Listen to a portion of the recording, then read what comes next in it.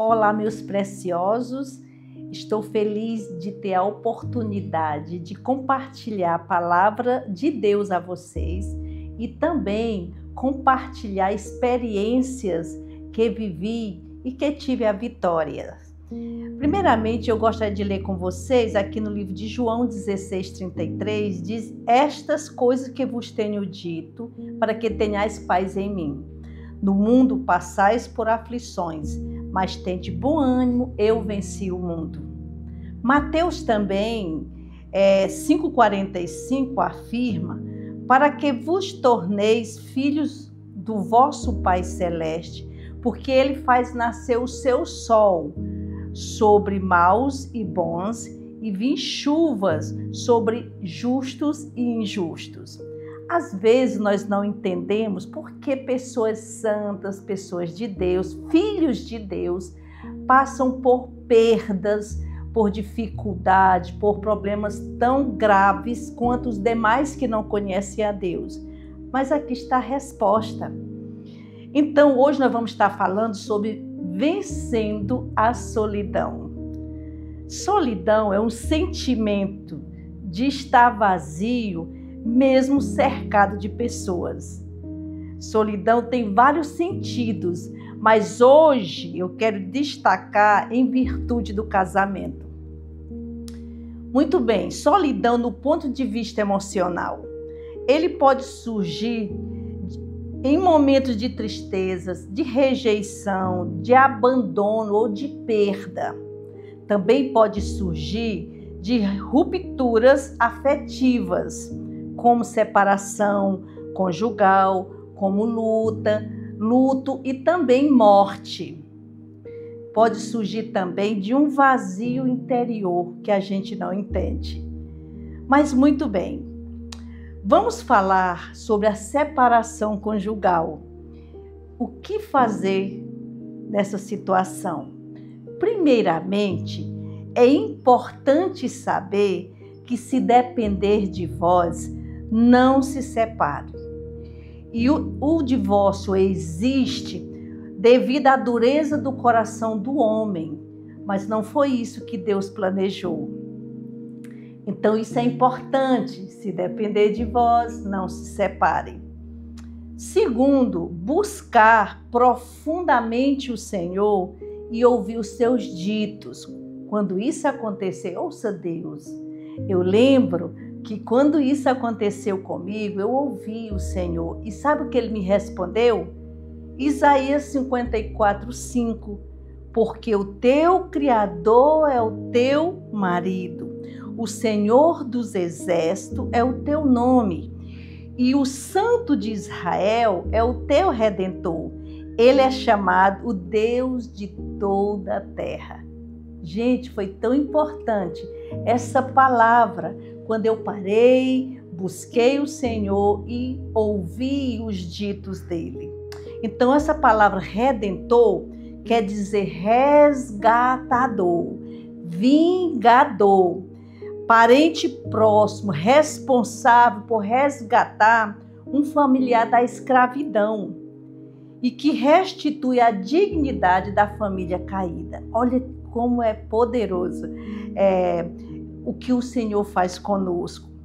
Então, outra coisa importante na separação conjugal é entender que Deus é supremo e Ele não nos abandona. Aqui em Hebreus 13, versículo 5, na parte B, ele diz: de maneira alguma te deixarei e nunca, jamais te abandonarei. Então, isso é importante a gente entender isso. Outra coisa importante é tomar posse das promessas de Deus.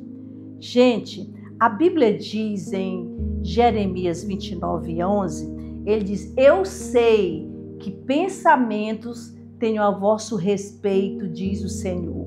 Eu tenho pensamento de paz e não de mal, para vos dar o fim que desejais. Então, é importante a gente tomar posse dessas promessas, porque os planos de Deus para nós não não acabou, não vai acabar. Os planos de Deus para você não vai acabar. Outra coisa importante, quando acontece essa separação conjugal, a gente perdoar de todo o coração a pessoa que nos ofendeu. Então é importante perdoar e esquecer o passado e ver as coisas novas que Deus está fazendo. Quando a gente não perdoa, a gente fica sempre remoendo e acaba a gente não vendo as coisas boas que o Senhor está fazendo. Então, isso é importante a gente entender. Em falar em perdão, o pastor Melvin, que é o pai do pastor Eibe, ele dizia que o verdadeiro cristão é aquele que é perdoado e vive sempre perdoando. Então, Isaías 43, 18 e 19 diz: não vos lembreis das coisas passadas, nem considereis as antigas. Eis que faço coisa nova, que está saindo à luz. Porventura não o percebeis? Eis que porei um caminho no deserto e rios no ermo. Queridos, então isso é importante a gente não ficar remoendo, não ficar olhando para trás, porque impede da gente ver as coisas maravilhosas que Deus está nos abençoando. E aqui tem essa promessa que o Senhor, Ele promete que Ele vai pôr o caminho no deserto. No seu deserto o Senhor vai fazer caminho. No seu deserto o Senhor vai te dar rios, vai te dar rios, nada vai te faltar. Outra coisa importante da separação conjugal é não colocar esperança em outro relacionamento.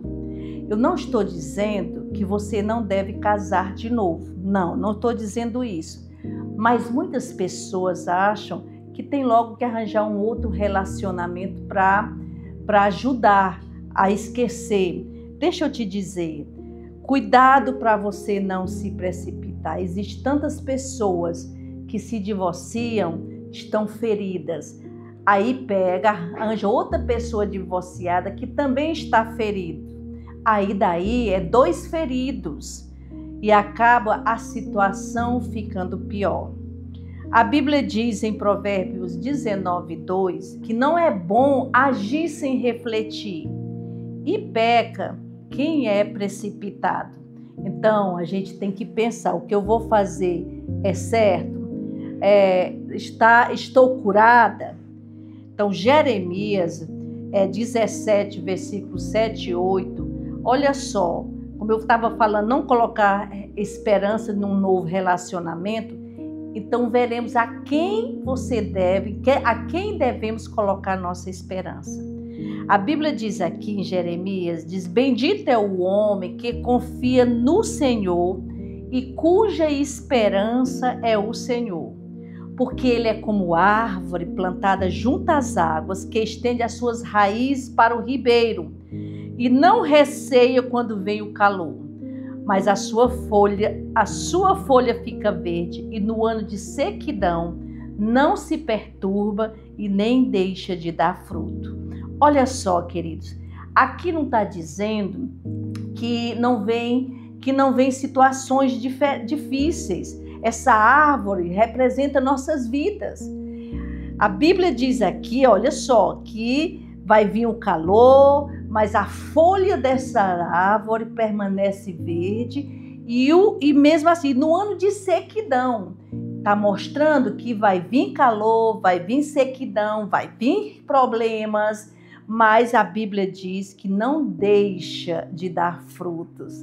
Continua verde e continua dando frutos. Por quê? Porque a esperança nossa tem que estar no Senhor.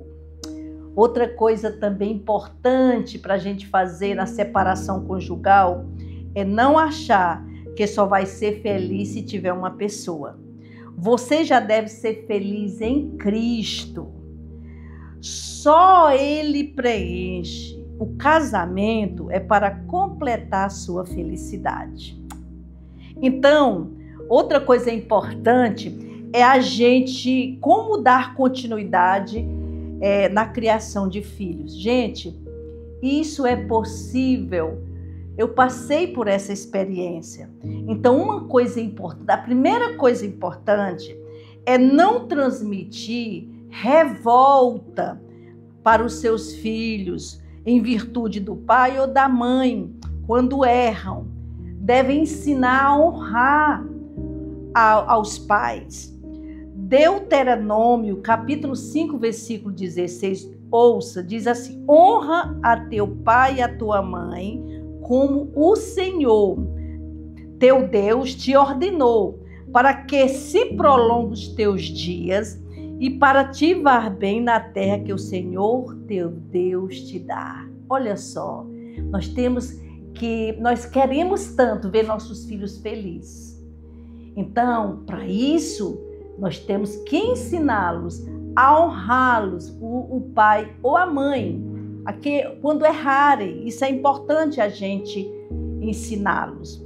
Então, nunca transmita revolta para seus filhos. E outro ponto importante para dar continuidade na criação dos filhos, busca a ajuda do Senhor. Queridos, Jeremias 29, 13 e 14 diz o seguinte: buscar-me-eis e me achareis quando me buscardes de todo o vosso coração. Serei achados de vós, diz o Senhor, e farei mudar a vossa sorte. O Senhor promete de você mudar a sua sorte se você buscar Ele nesses momentos tão difíceis. Outra dica também, peça a ajuda dos seus mentores o mais rápido possível. Quando eu via que meus filhos estavam desanimando, eu pedi ajuda da minha liderança e eu recebi essa ajuda e fomos tão abençoados. Outra dica, não diga nenhuma palavra negativa para seus filhos, principalmente quando você estiver aborrecido. Olha só o que diz Provérbios, capítulo 18, versículo 20 e 21, na linguagem de hoje. Diz o seguinte: você terá de aguentar as consequências de tudo o que disser. O que você diz pode salvar ou destruir uma vida. Portanto, use bem as suas palavras e você será recompensado. Então, cuidado como você fala com seus filhos. Não diga palavras negativas. Outra dica, decida ser uma pessoa feliz e não amarga. Provérbios 17, 22, na linguagem de hoje, também diz que a alegria faz bem à saúde. Estar sempre triste é morrer aos poucos. Eu decidia ser feliz. Eu decidia rir. Até mesmo é mandamento de Deus. A Bíblia diz: alegrai-vos no Senhor. Outra vez digo: alegrai-vos. E a Bíblia mostra em Gálatas 5, 20 a 22, mostra a palavra de Deus lá, que o fruto do Espírito Santo, e uma das facetas do fruto do Espírito Santo é a alegria. E você tem o Espírito Santo. Outra coisa importante, outra dica, diga não aos seus filhos. Coloque limite com muito amor. Provérbio 29, 15 diz o seguinte: a vara e a disciplina dão sabedoria, mas a criança entregue a si mesma vem envergonhar sua mãe. E também Provérbio 29, 17 diz: corrija os seus filhos e eles serão para você motivo de orgulho e não de vergonha. Então, queridos, diga nãos. E é importante os nãos. A Bíblia mesmo diz, o nosso Deus nos diz: não adulterarás, não roubarás, não matarás. A Bíblia é cheia de nãos. Então, nós temos que fazer isso. Outra dica, Não deixe os seus filhos ficarem muito tempo nas redes sociais. Eles podem se perderem dentro do quarto. Quero dar exemplo de duas mães. Uma mãe que tem um menino de 10 anos e uma outra mãe que tem uma filha de 5 anos. Ambas me procuraram e falaram que seus filhos fazem necessidades fisiológicas por causa do vício de estar nas redes sociais, do celular. Então, mãezinha, paizinho, tenha cuidado para que não deixe os seus filhos se perderem dentro do quarto. Também, para você, papai e mamãe, também não deve ficar muito tempo nas redes sociais. Nós também, os pais. Porque Efésios 4:26 diz: remindo o tempo, porque os dias são maus. E outra coisa, 2 Coríntios 5:10 na RA diz: porque importa que todos nós compareçamos perante o tribunal de Cristo, para que cada um receba o bem ou o mal que tiver feito no corpo, por meio do corpo. Então, um dia nós vamos comparecer perante o tribunal de Cristo, para a prestação de contas. E nós devemos ter cuidado para não estarmos gastando muito tempo em redes sociais. E agora eu quero aproveitar e dar o meu testemunho para vocês. Eu aceitei Jesus em dezembro de 1985. Também casei em 1985. Cheguei a quase 24 anos incompleta de casada. Tive 3 filhos, 2 meninos e uma menina. Fui enviada para missões no dia 28 de julho de 1988. Eu tinha mais ou menos 2 anos e meio que tinha aceitado Jesus. Então fui para abrir igrejas em Ribeirinhos e Planalto, no estado do Pará. Em 1997, fomos enviados para Macapá e nos tornamos líderes, presidentes daquela base. Com o tempo, eu percebi que o meu ex-marido tinha problemas morais. Conversei com ele, o que eu estava sentindo, mas daí ele negou. Anos se passavam, evidências apareciam ainda mais, até que veio à tona e fomos retirados para o processo de restauração. Então, fomos para Fortaleza. Chegamos em Fortaleza em dezembro de 2006. Restauração conjugal não houve. Ele ainda passou 1 ano e 3 meses em casa e foi embora e nós ficamos, ou seja, eu e meus 3 filhos. E agora? Me sentindo sem teto e sem chão. Foi daí que surgiu esse livro, Sem Teto e Sem Chão, porque era assim que eu me sentia. Mas me agarrei ainda mais no Senhor, na dependência total dele, totalmente na dependência dele. O desafio que foi cuidar agora sozinha dos filhos. Eles ficaram deslocados. Fiquei tomando posse do Salmo 68:5. Deus não deixa meus filhos ficarem órfãos. O Senhor é o pai dos órfãos. Fiquei tomando posse, fiquei inculcando isso neles. E que o Senhor é o pai deles. E assim nós vencemos. Passamos muitas dificuldades financeiras. Eu pedi ajuda da minha liderança e fomos bem assistidos.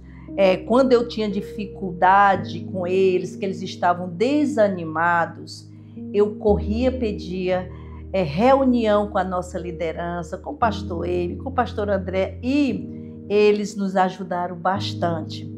Então, nunca deixava também de colocar limites nele, com muito amor.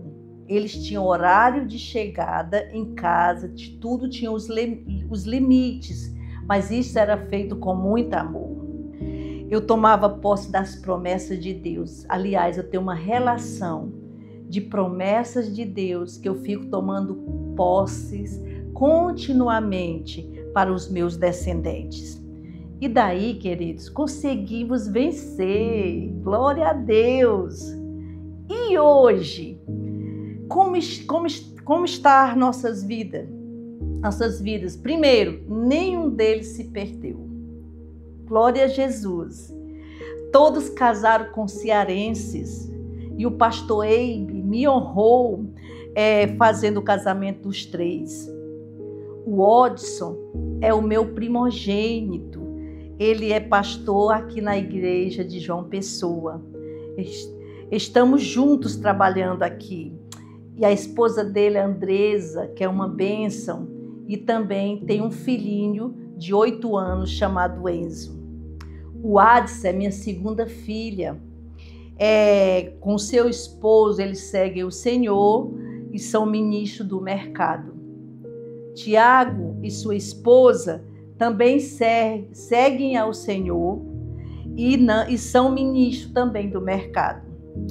Então, queridos, para vencer a solidão, é deixar a pessoa bendita do Espírito Santo na direção da nossa vida. E a gente sentar no banco de trás, descansando e até dormindo espiritualmente. Isso é importante. E eu quero dizer para você, nunca esqueça que você não nasceu para ser uma pessoa derrotada. E que o Senhor, Ele se importa com você. E eu quero dizer também que as águas profundas e as noites sem estrelas virão. Não vai ser fácil. Lembra que nós lemos? Jesus afirmou, no mundo vocês vão passarem por muitas aflições. Então, virão noites sem estrelas. E agora, aproveitem para ouvir ao Senhor. Ele vai te ensinar coisas extraordinárias. O que você fez e o que você está fazendo com a dor que você passou? É uma pergunta. O que é que você fez? Ou seja, o que é que você está fazendo agora com a dor que você já passou? Quando a tempestade vem, como você tem reagido? Tem obedecido a palavra? Tem ouvido os ditos do Senhor? Na sua dor, não a tenha como derrota. Deus vai cooperar essa dor para o bem. Na sua dor, não tenha como um fim, mas você vai usar sua experiência para pegar pessoas quebradas e consertá-las. Eu tenho ajudado, gente, muitas mulheres que foram abandonadas, que foram traídas e que não conseguiram virar a chave. Agora, é importante a gente entender os propósitos que Deus tem para nós e que Ele coopera todo o mal para o bem daqueles que amam a Cristo. Eu quero dizer que o Senhor é contigo, que Ele vê as suas lágrimas, que Ele ouve as suas orações, Ele ouve os seus clamores. E agora, é importante a gente estar sempre aos pés dele, adorando. É tão importante a gente adorar ele em toda e qualquer situação. E eu quero dizer para você agora como eu estou hoje. Bem, eu fico radiante de alegria e de gratidão e não me canso de dizer ao meu Deus, minha alma engrandece ao Senhor. O meu espírito se alegra em Deus, o meu Salvador. Querido, isso é verdade. E eu gosto muito do Salmo 126, versículo de 1 a 3, que diz: quando o Senhor restaurou a minha sorte, ficamos como quem sonha. Então a nossa boca se encheu de riso e a nossa língua de júbilo. Então entre as nações se dizia: grandes coisas tem feito o Senhor por eles. Com efeito, grandes coisas tem feito o Senhor por nós e por isso estamos alegres. Esse salmo, gente, me faz hoje ficar declarando, agradecendo a Deus, porque realmente Ele restaurou a minha sorte. Realmente, hoje eu me sinto como uma pessoa que está sonhando. Tem momento que eu fico só agradecendo a Ele.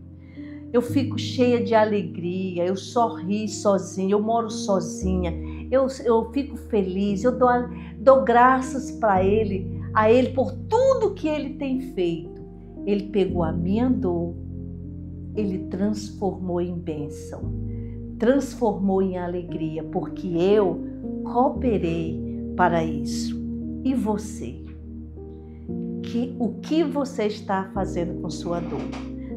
Quero só repetir que a sua dor não é para acabar com você. Essa dor Deus vai te dar, você vai passar por experiências que você vai compreender as pessoas que vão surgir na sua vida com problemas do jeito que você sofreu e você vai poder ajudá-los.